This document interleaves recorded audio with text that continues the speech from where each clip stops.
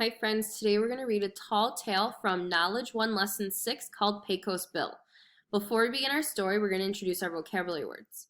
Our first vocabulary word from today's story is energy. Repeat after me. Energy. Energy means the power or the ability to be active.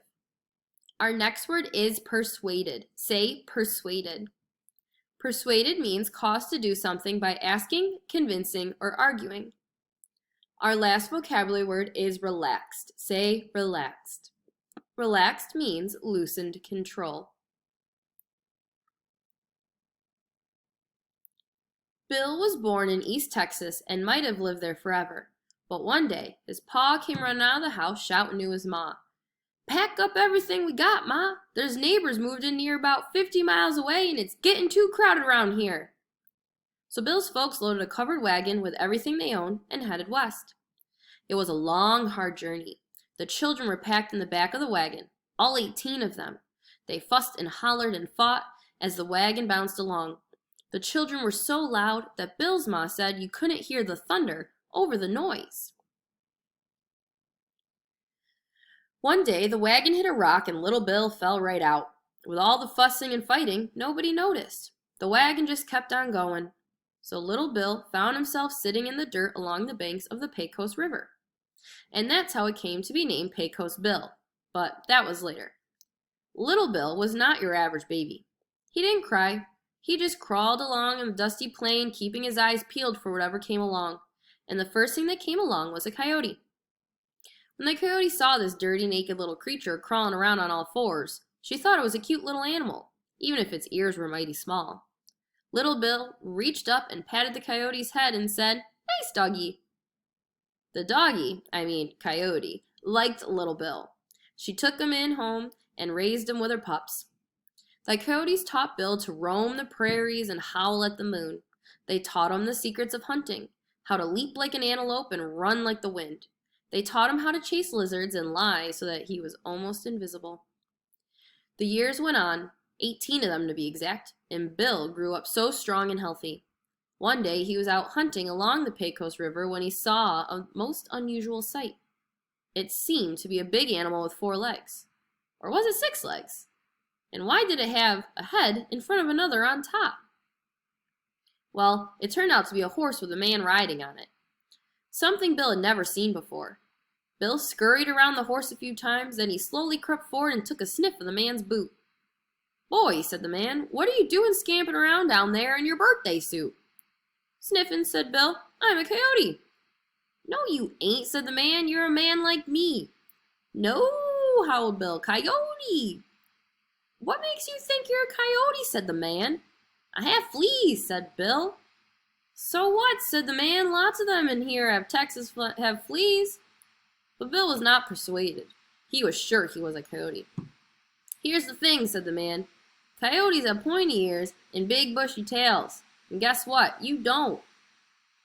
"Yes, I do," cried Bill. He felt sure he had a tail, just like the other coyotes. He looked over his shoulder, but he couldn't see one. He reached back to grab his tail, and he couldn't feel one. He backed up to the river to look for his tail in the reflection, but it was not there. Bill was surprised. He thought for a moment. Then he decided the man must be right. If he didn't have a tail, he couldn't be a coyote. If he wasn't a coyote, he must be a man. Bill decided he'd have to say farewell to his 4-legged friends and try living as a man. He went to stay with the man who just so happened to be a cowboy. The man gave Bill some clothes to wear and a horse to ride. He also gave him a nickname, Pecos Bill.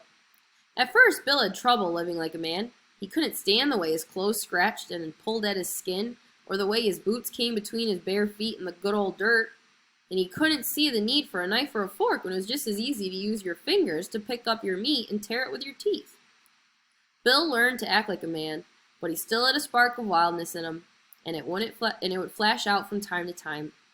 One day he was out riding on his horse when he was surprised by a mountain lion. The mountain lion scared Bill's horse away and charged right at Bill. But Pecos Bill was too quick for that mountain lion. He dodged the big cat, then hopped right on his back. The mountain lion was not happy. No, sir. He bucked, he snarled, he tried to twist around and bite Bill. Bill held on the lion's neck with one hand. With his other hand, he waved his cowboy hat in the air and shouted, "Yahoo!" The mountain lion did everything he could to shake Bill off, but it was no use. Finally, he gave in and let Bill ride him. Then Bill put a saddle on the lion and rode him like a horse. Bill had tamed the mountain lion. Another day, Pecos Bill was attacked by a giant rattlesnake. This particular rattlesnake was a mean old fellow who thought he was the king of the whole desert. He struck at Bill's heel, but Pecos Bill was too quick for that rattlesnake. Pecos Bill grabbed that rattler by its neck and squeezed him hard. The snake wriggled and writhed in Bill's grip. "Say, Uncle, if you've had enough," said Bill. "Uncle," said the snake, gurgling out the sounds as best as he could. Bill relaxed his grip a bit and asked the rattler, "Who's the boss around here?" "I was," said the snake, "but now you are." "Well then," said Pecos Bill, "how'd you like to work for me?" "Sure thing," said the rattler. The rattler just looked at Pecos Bill with admiration and purred like a kitten. Pecos Bill had squeezed all the meanness right out of that snake. Next, Pecos Bill rolled the rattler up in a coil and rode away on his mountain lion. And on the way back to camp, he spotted a runaway cow. He grabbed the rattler and tied a loop at one end to make a lasso. Then he rode right after that cow, swinging his lasso above his head. When he was close enough, he tossed the looped end of the snake over the cow. Pecos Bill jumped off the mountain lion and pulled the lasso tight, stopping the runaway cow right in his tracks. Pecos Bill brought the cow back to his friend the cowboy. After that, he taught all the cowboys on the ranch how to use a lasso to catch a runaway cow. He taught them other things too. He taught them how to tame wild horses by riding them, just as he had done with the mountain lion. He even taught them how to sing cowboy songs around the campfire at night in a voice that sounded a lot like a lonesome coyote howling at the moon.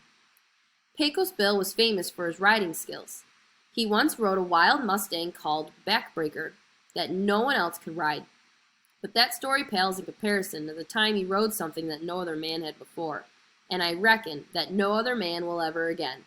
A cyclone. That's right, Pecos Bill lassoed a cyclone with his rattlesnake lasso and jumped on its rip-roaring back. The cyclone spun furiously, trying to throw Bill off. It went spinning this way and that way across the deserts of Arizona, trying to knock Bill off by rising into the air and digging down into the ground. Pecos Bill didn't let go until the cyclone spun itself out of energy, and by that time, the two of them have carved out a deep canyon. If you ever go to Arizona, you can still see that canyon today. It's called the Grand Canyon.